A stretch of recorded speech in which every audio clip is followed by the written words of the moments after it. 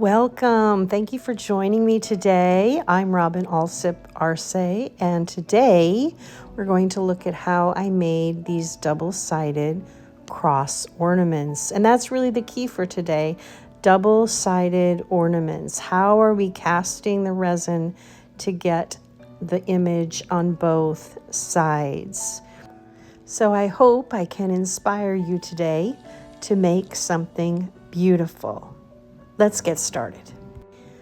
I have already cast a set of these ornaments made with the Redesign with Prima Holy Harmony silicone mold. And I have the one in my hand there, I have already double-sided. And the ones that you see already in the mold, those have been cast. The second layer has been cast. And so what I'm going to do now is show you how on these ornaments that I've made, one side, how I make the second layer so I can attach the first. So here I'm just going to be mixing up my resin and getting a layer poured. And then we will look at what we do next. So I am just pouring my layer of resin now, and this is amazing casting resin in white that I am using. This is the quick set resin. So now we just wait for these to start setting up. Now I used to go ahead and put my top layer on right away, but I found that I lost too much because they weighed down that liquid. They weighed down the resin on the lower level, and too much seeped out. So now I wait for them to start setting up before I add the top layer. So as they're starting to get white, I am starting to keep a better, closer eye on them so I can see when we're ready to put on the top layer.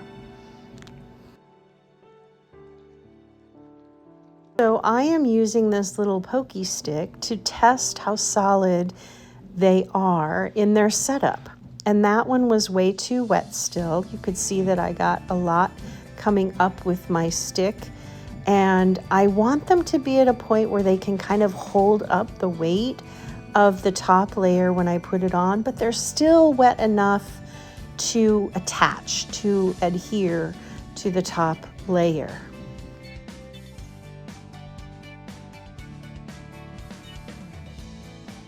Now these are still a little flexible because I just cast them not too long ago. And what I want to do when I put them down is I want to bend them slightly so that they are reaching toward the bottom layer as I lay them over the top. So here I go. I am just bending it slightly, ever so slightly. I am starting at the bottom and just gently laying it in there and giving it a tiny little push just to make sure it's touching and adhering to that bottom layer. And I'm just going to continue doing that all the way around. Now at a point here, they are starting to set up quickly, so I need to move fast. I need to move fast to not miss the opportunity, but I also need to move slow enough that I don't mess up the ones I'm working on. So here you see me kind of pushing it down and holding it down so it can grab that wet part on the bottom.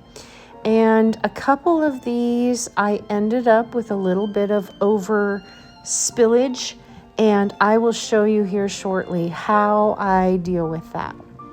So I'm just going to keep going as quickly as possible to get these all in there and get them touching and attaching to the bottom layer. Now this last little one here, I ended up realizing I did not put enough resin in there.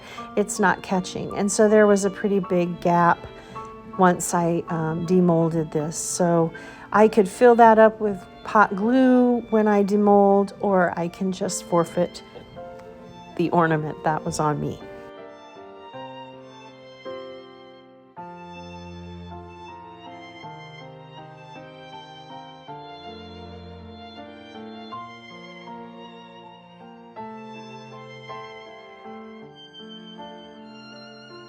So now you will see where I got some of that spillage. I am using my little pokey tool, and I am just trying to cut off any excess that has overflowed the mold. In some cases, I'm very successful here, and wherever I have any issues left, we will handle that once we demold. But in the meantime, I am just going to continue trying to make sure that I can scrape away any excess as these continue to harden and cure.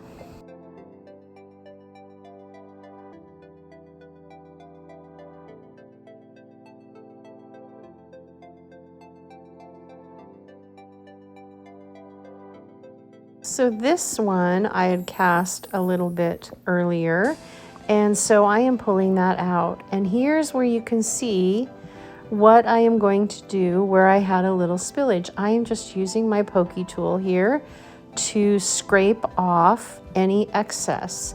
And if there is extra excess, then I would use some sandpaper or a fingernail file. And that one you can see was still there was still a gap, so I am squeezing it together and it's still sticky enough that it will grab. That's why I'm holding it together there. And then I continue scraping on these others as they continue to set so that I can try to eliminate any of that spillage before I pull them out. And there you see me with the emery board, just kind of getting off any of that excess spillage that was left. Please be sure that you're wearing a mask when you are handling or when you are sanding, because you don't want to breathe in that dust, or make sure you do it outside and take precaution.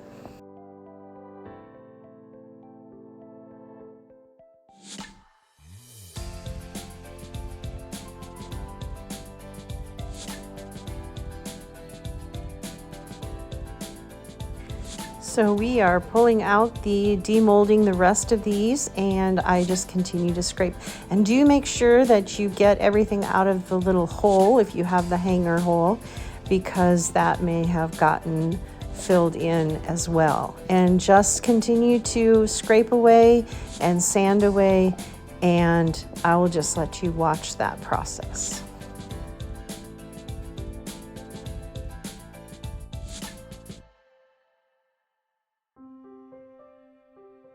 This is where you will see that I didn't get that full enough, and I could certainly fill that up with hot glue and I could still salvage that ornament.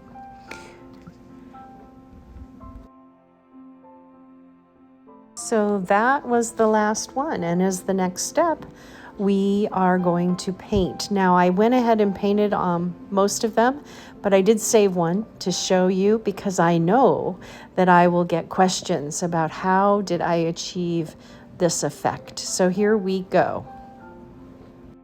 So what am I using to get this effect? So I have some really bright blue.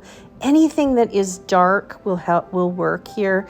You don't need this exact color, you just need something that's dark. And then I have the Spice Red in the Deco Art paint.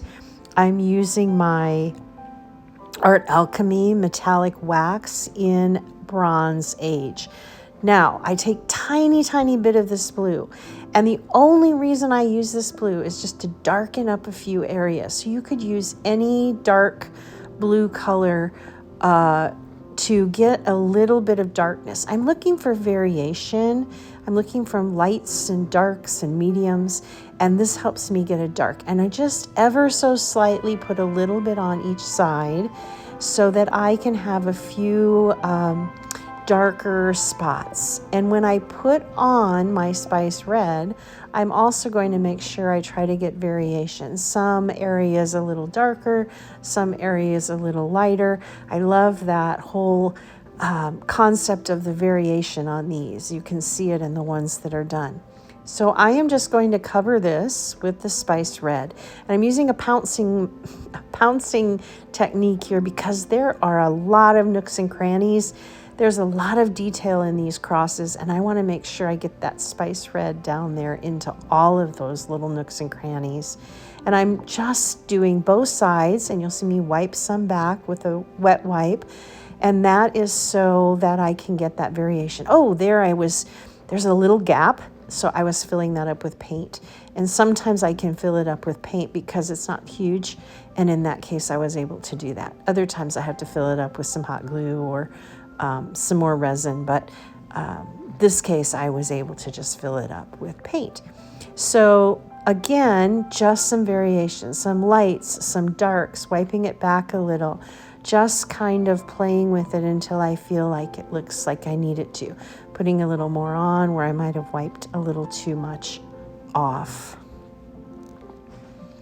And once I get this how I like it, then I'm going to dry it, and then I'm going to apply that metallic wax. So here we go with drying.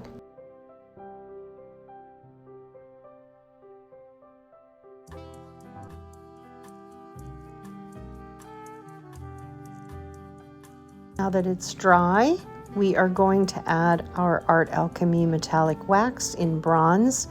And I do this very randomly. I try to get most of the high points, but I don't want it to be uniform. I want it to be some areas have more, some areas have very little. It just needs to be random and how an aged item might look. So I am doing that on both sides and along the edge as well.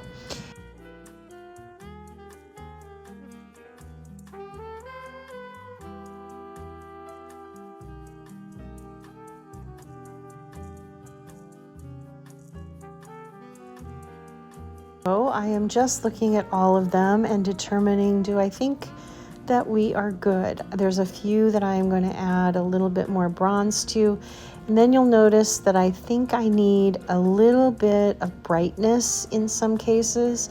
So I am pulling out my vintage gold in my metallic wax so that I could hit each one just a little bit of brightness. Now watch, I'm just going to touch very little on each one of these. And again, random, nothing pre-planned, just hitting them ever so lightly and ever so randomly.